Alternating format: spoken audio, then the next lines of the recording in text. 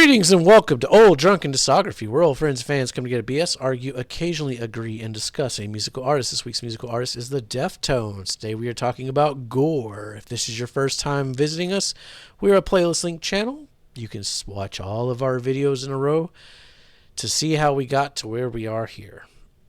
I'm Jason. With me is Tim. Hola. Bill. Bill is muted.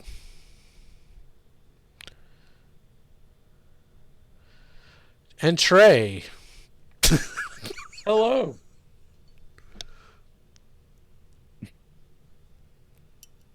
Hello. Hey, Bill, you back from space? Can you hear us out there? In space, no one can Ground hear you control to scream. Major Tom. Come in. Oh no, this is Major Tom to ground control. Gotta go the other way. My bad. All right. Well, that's Bill for you. All right, we're talking Gore. David Bowie's going to be a fun one to do, though. Yes, it will. But we aren't doing David Bowie. We're doing Deftones. Yes, we are. Why don't you kick us off, Bill? Oh God. So I listened to Koinov on my way to a place, and I listened to Gore on my way back from a place. While I was driving. This was the second. Wait. Were you driving to work? No. Okay. Nope, I was going to a store. Because if you're driving to work listening to an album, you'd be like, fuck, dude, I hate this place. But when you're leaving work, you'd be like, fuck yeah, Gore. No, I was going grocery shopping and picking up some stuff for my smallest brother from GameStop, Okay. Having a good time. It was actually a pleasant, peaceful car ride. Man, you still got GameStop. I'm jealous. Fuck GameStop. They've closed every single one of them here. Good. Let them close. I boycotted them in 2005. They are trying to push it online. But anyways, we're talking about this flamingo-covered album. Beautiful, isn't it? Fucking, we're going to get to the art. Yes, we will. So, starting with Person Triangles. When that started, I mean, I felt like there was a shift from the last album, but it wasn't a good shift. Like, they're still doing a lot of similar, not desert rock, but like that quiet, muted, mid-tempo for them shit. But again, it just felt like they kind of took a step back. Acid Hologram might have been the highlight of the album for me. Yeah, you like Alice in Chains. Was that track. That was that track too. Yeah, but it's bad Alice in Chains. And I mean that because I love Alice in Chains. Go check out our Album of the Decade series. All right. So then, I mean, so what the playlist I was listening to on YouTube had the playthrough of, is it his last name Carpenter on guitar? Yeah, Stephen Carpenter. That's what I thought, Stephen Carpenter. And so this is the one I noticed. When he was doing the playthrough, his hand stayed in almost the exact same position the entire song. Wait, what song are you talking about? Literally damn near all of these. Phantom Bride had stayed in the same spot. Rubicon had stayed in the same spot. Geometric Headdress had stayed in the same spot. Like, it just stayed right on, I think it was like 9. Wait, are you saying you're driving and watching YouTube? Because you said you listened to this while you were driving. Which is it, Bill? Whatever tomorrow brings, Bill will be there. He got muted again. Legally, I was just listening to it. Okay. When I was at the Taco Bell drive-thru, I was quickly looking at the phone and just like, oh, what is this? Oh, it's like I actually got a video. What's the video? And it's just staying at the same, because he was playing an 8-string guitar for this album, it looked like, because every single song was on an 8-string guitar. Yeah, but he was only using like 4 strings. I'm gonna Doomed User actually has a really good riff. It might be the best Deftones riff I've heard in quite a few albums now. Are they new metal? We've already established that in a previous video. They're alt metal shoegaze. But I actually like the riff in Doomed User. But I just don't like because like maybe we just don't like shoegaze bands. See, I do. What is shoegaze? That's what this is. It's fucking shoegaze. Yeah. And see, now that he mentions it, like, oh. Yeah. And I like shoegaze. When the fuck did the uncultured Deftones turn swine. into fucking shoegaze? Shoegaze is where you just stare at your shoes and zone out. So they've been there this whole time, right? It's often very repetitive. When it's not repetitive, it shifts dramatically, but it will almost immediately go back to being repetitive. Yeah, this is fucking shoegaze. It's droney. It's very droney. And see, I like that. I like what the fuck? Shit, I can't think of any right now. Lush. Are they shoegaze? I like a little bit of shoegaze, but not this.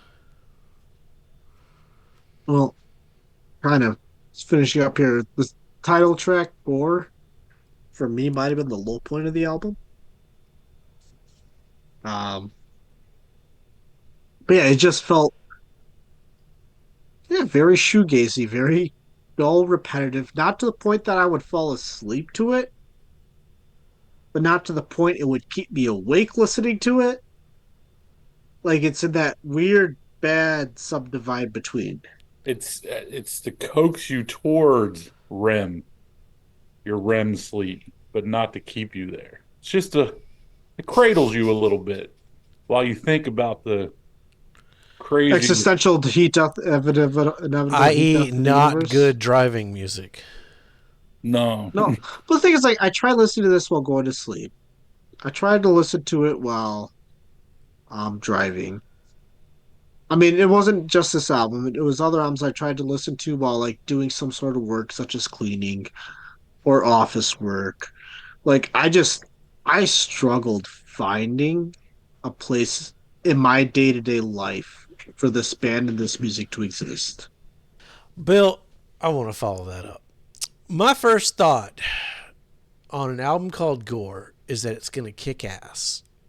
But then I remember it's the Deftones. And they have lied to me in the past multiple times. So, this album was produced by Matt Hyde, which I'm a fan of his style. His production's a little bit sharper. Prayers, it wasn't bad, but it didn't stand out. Acid Hologram, Alice in Chains called. They want their sound back. It's fine, I guess. I do like the noisy sections towards the back half, and I like the line, your disguise will shift in reverse. Doomed User, this one had a great fucking riff.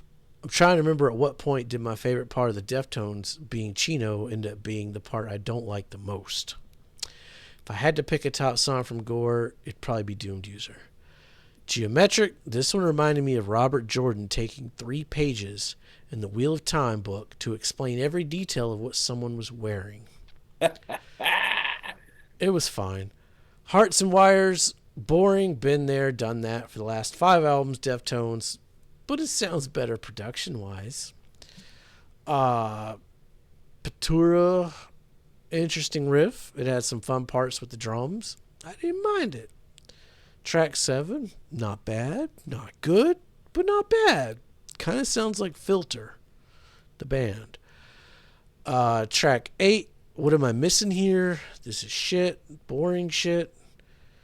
Gore, how many albums have we had where he is singing about a girl he doesn't care about anymore? This is what, album 8? Phantom Bride, was this track 8? Or was this track 5? It has the same energy every song, same mid-tempo whiny rock. Shoegaze, though, that's what this fucking is. Track 11, it's a little step up from the last 4 songs, but not enough for me to care at this point. It has one or two songs that were okay, and I liked the production more. I'd take a single, an 7-inch. Hell, take the 7-inch from Saturday Night, put them together, you got yourself an EP. Yeah. Um, I think it's incredibly funny that we're now nitpicking production. I love it. Um, I felt like if I had to pick a song from this album, I'd pick the title track. But other than that, yeah, you guys have covered it. It's I never understood this band, and at this point in the catalog, even after like trying to take notes and really like trying to listen to these objectively and critically, like I can't tell this album apart from the last two and a half at this point. They're all just starting to blend together. And, at this point in the discography, I start thinking about to the early albums, and what was bothering me most about those are the things I like the most about these, which is the production. Like the guitar sounds really warm here. Oh, that's a tricky, yeah. Yeah, so it's kind of interesting in that regard, but song wise, yeah, I mean, every time I would get up to do something during this album, I would come back and I wouldn't know what song it was. It sounded exactly like the song I left on, and I had to question if it was Tool. I like the production on it though. Yeah, I mean, yeah, that is the one thing, especially like at the end of this discography. I think the one real positive you can take away from this discography is like it's a real good lesson in production, and they do tend to like get better and better at them, even if the albums themselves and the songs aren't necessarily doing anything for me. And again, they got Matt Hyde, who's like, one of the top metal producers of the time. Like they've been Yeah, doing ever like the whole fucking time. the whole time. And then again, it's like, okay, when are you gonna like stop trying to sell me that this is a metal band? Because even in like what was this, 16, 18? 2016. 16.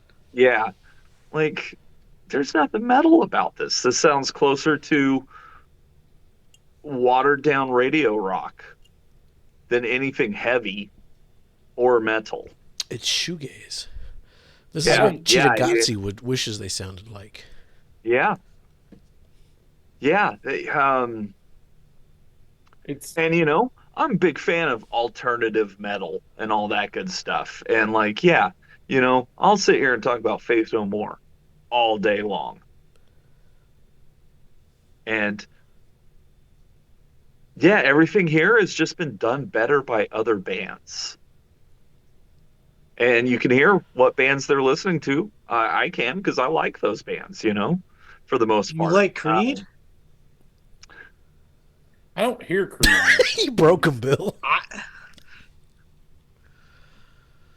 Yeah, I don't really hear the Creed. I only in song structure, but that's just because they're all just taking the same basic, verse, chorus, verse structure.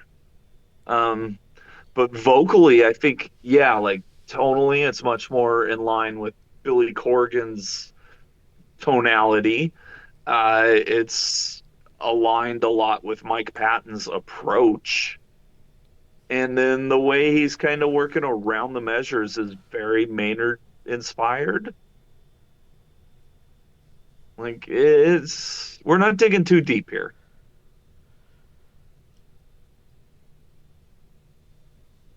Oakley dokley. What are we missing, Trey?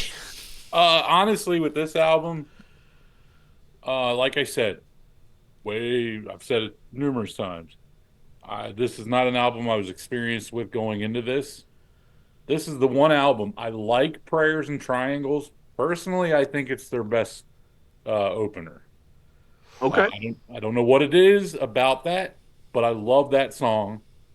I like Hearts and Wires because of the guitar. The introduction with that like weird Mark Knopfler sound that they have going on. I like that. Um, Phantom Bride, it's interesting because the guitar tone's different because Jerry Cantrell does the solo on that entire song. Other than Prayers and Triangles and Hearts and Wires, nothing on this album grabs my attention.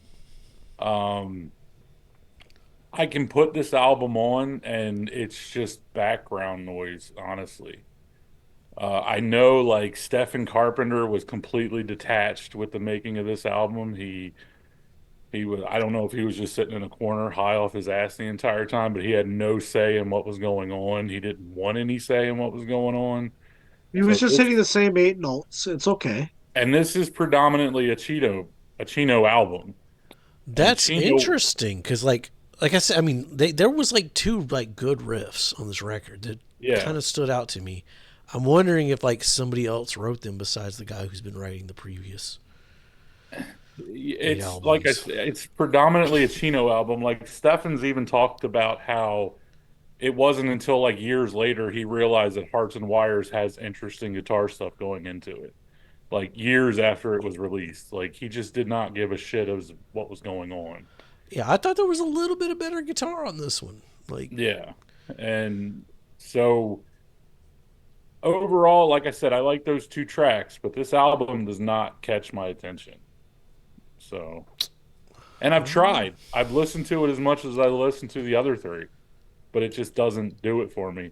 And I've seen where like Deftones fans love this album. I've seen where Deftones fans rank this at the bottom. I think it's just a very split album. It's just to me, it's I have one. I've got two major sins, I guess, when it comes to being entertained. One, it's not necessarily whether it's bad or good, because even bad stuff can entertain me. If it's Sure. boring, Yeah. that's the biggest sin. The second biggest sin is not living up to the potential. And with Prayers and Triangles being my favorite opener and the rest of the album just being blah, it doesn't do it for me at all. that's the same thing that happened with me on Saturday Night Wrist. Like, it came out, I was like, all right, yeah, this, I'm here, Deftones, and then it was gone. Yeah. So I feel that. I feel that. It doesn't sound like we're going to be too divided here then.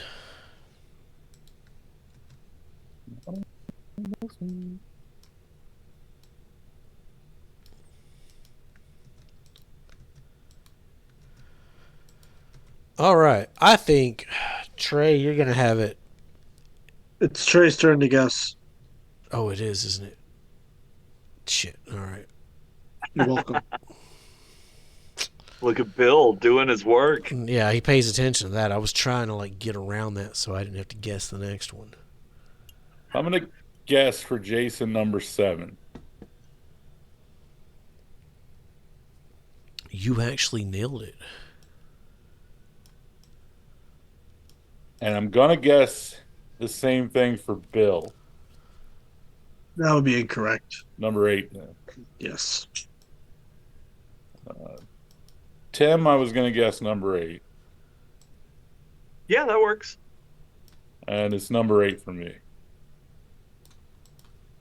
Yeah, I mean, I guess I like that one more than you guys. I don't know. You like that one Productive. place more. I mean, that's more than y'all. The thing with me is, like I said, these last 4 albums, I actively listened to them, It had two like, good riffs in it, man. looking for That's all I something, and this album just never took me anywhere, other than that first track. I mean, I get that too. I do. I understand that too. It's only number 7. And my only other thing I liked on this album was the Mark Knopfler sounding riff. That doesn't make any sense because there's nothing else in this discography that sounds like that.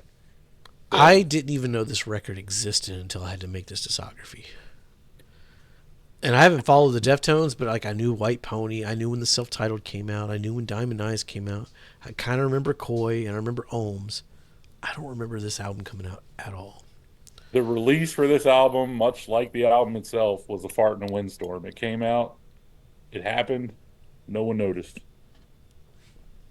All right. Well, It's almost like they knew. Yeah.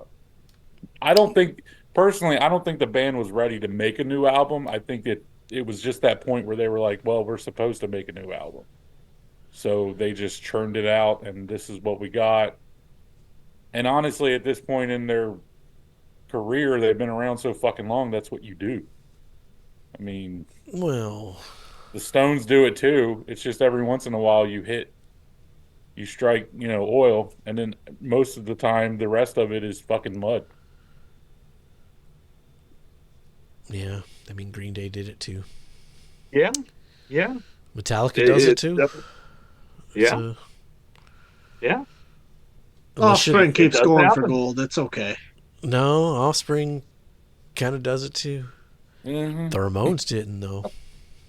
I mean, I think every band does it. It's just, that's where you find out whether you're a fan or not. If you're still excited, I think Jason even said, like Dinosaur Jr., when they put a new album out, you know what you're getting. And if you're a fan, you're gonna like it. Well, Right. If you're not a fan, Ramones has just put out gold until they stop. oh yeah. but it's the same thing as what Trey just said. Like, you know what What? you're going to get with a Ramones record. Yeah. You know Well, what you know what you're getting with an Offspring And I mean, album. yeah, you can That's true, definitely too. argue a low. You could definitely argue a low point in the Ramones discography too. Well, sure, there's a low point, but Still But better 90% of everything out there. yeah, Even yeah. their low points, Like 95% of everything that's out there. Yeah. But yeah, I mean, every band hits peaks and valleys. Yeah, yeah. Sometimes the guitar player just doesn't give a shit. I mean, even Dinosaur Jr., every album's the same, but there are, like, I have favorites and some that don't hit quite as hard as others, you know. And the thing is, if you're in a band and you've got that fan base that keeps you in the green, why would you want to fuck with that? You know what I mean? Like, you're not going to play with your sound enough to where you lose your fan base. You're going to keep doing the same thing to keep them coming in and enjoying it. Well, that's two different things too, because yeah, it's one thing to have your sound, but it's another thing to just keep writing the same song over and over. Yeah. Yeah. Which takes me back to, Faith No More, who instantly have a sound. As soon as you hear it, you know it's them. And that's across multiple genres of whatever the fuck they wanted to do. Yeah, but Faith No More is one of those once-in-a-lifetime bands. That's true too. Yeah. And that's Yeah. why you have so many bands from so many different genres inspired by them, because Sure. they But again, okay, you can listen to all these bands that are inspired by them, or you can listen to them and be inspired. yeah. All right, well, we're going to wrap this up. Stick around. Ohms is next. Give us a like, give us a subscribe. Let us know your rankings down below. Let us know how much you love the Deftones. As always, be safe. And what, Bill? Listen to the Ramones.